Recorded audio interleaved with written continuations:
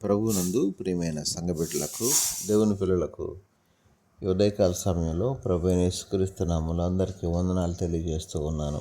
గడిచిన రోజు నుంచి ఈ రోజు వరకు ప్రభు మనకు తోడుగా ఉండి ఆయన కాపుదల మనతో ఉంచి ఈ ఉదయకాల సమయంలో మరొకసారి పునరుత్థాన పండుగ దినాన ప్రభుని మహింపరచడానికి దేవుడిచ్చిన మంచి సమయాన్ని బట్టి దేవునికి మహిమ, ఘనత, ప్రభావాలు కలుగును గాక. ఆమెన్. అనుదిన వాక్యాహారం ద్వారా ఈరోజు దేవుడు మనకిస్తున్న వాగ్దానం, పరలోకము నుండి అనుగ్రహించబడితేనే కానీ ఎవడును ఏమీ పొందనేరడు అని యోహాను సువార్త 3:27 మనం చూస్తూ ఉన్నాం. దేవునికి మహిమ కలుగును గాక. ప్రియమైన దేవుని పిల్లలారా, మరి క్రైస్తవ విశ్వాస జీవితం యొక్క సంపూర్ణమైన నిరీక్షణ పరలోక రాజ్యం. మనం భక్తి జీవితాన్ని కొనసాగిస్తూ ఉన్నాము అంటే, దేవునిలో ఆత్మీయంగా మనం ఫలించడానికి ప్రయత్నిస్తున్నాము అంటే, మన యొక్క ఈ యొక్క ఆత్మీయ జీవనయానాన్ని కొనసాగిస్తున్నాం అంటే, మన యొక్క చివరి నిరీక్షణ మన భక్తి, మన విశ్వాసం, దీనన్నిటిని బట్టి మనం పరలోక రాజ్యంలో చేరుకుంటామనే గొప్ప విశ్వాసంతో ఈనాడు క్రైస్తవ భక్తి జీవితాన్ని కొనసాగిస్తూ ఉన్నాము.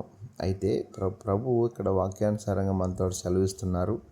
మనం ఏదైనా పొందుకోవాలంటే, ఏదైనా ఈవులను దేవుని దగ్గర నుండి మనం అనుగ్రహించుకోవాలి అంటే ఖచ్చితంగా అది పరలోకము నుండే మనకు అనుగ్రహించబడుతుందని చెప్పి వాక్యానుసారంగా మనం గమనించాలి.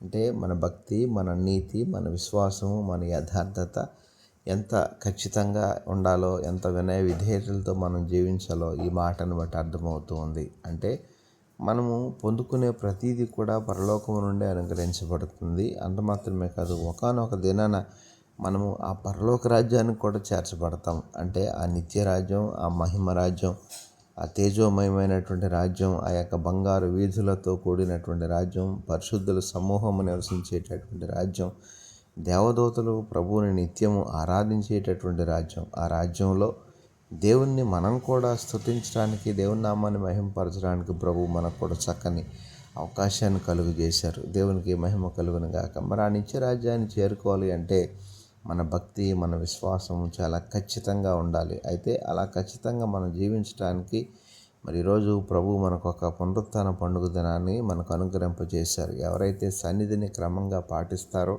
సన్నిధి ఎడల వినయ విధేయతలతో జీవిస్తారో, విశ్వాసంతో జీవిస్తారో, ప్రభు కొరకు సిద్ధపాటు కలిగి ఉంటారో వారందరూ కూడా ఆ పరలోక రాజ్యానికి చేరుకుంటారని చెప్పి ప్రభు వాగ్దానం ఇస్తున్నారు. ఆ రీతిగా ఉదయకాల సమయంలో మరొకసారి ప్రభు మనకిచ్చిన చక్కని అవకాశాన్ని సద్వినియోగపరచుకొని అట్టి దేవుని రాజ్యం కొరకు ఎదురు చూద్దాం. అట్టి కృప దేవాతి దేవుడు అందరికీ దయచేయను గాక. ఆమెన్. పరిశుద్ధుడైన మా దేవ, ప్రేమగల మా తండ్రి, ఉదయకాల సమయంలో మరొకసారి మీ నామానికి వందనాలు, స్తోత్రాలు చెల్లిస్తున్నాం ప్రభా. ఈ రోజంతా మీరే మాకు తోడుగా ఉండి సహాయం చేసి నడిపించమని, ఈ నామ మహిమార్థమై మాకు అందరికి తోడై ఉండమని యేసు పరిశుద్ధ నామమున అడిగి వేడుకొనుచున్నాము తండ్రి. ఆమెన్.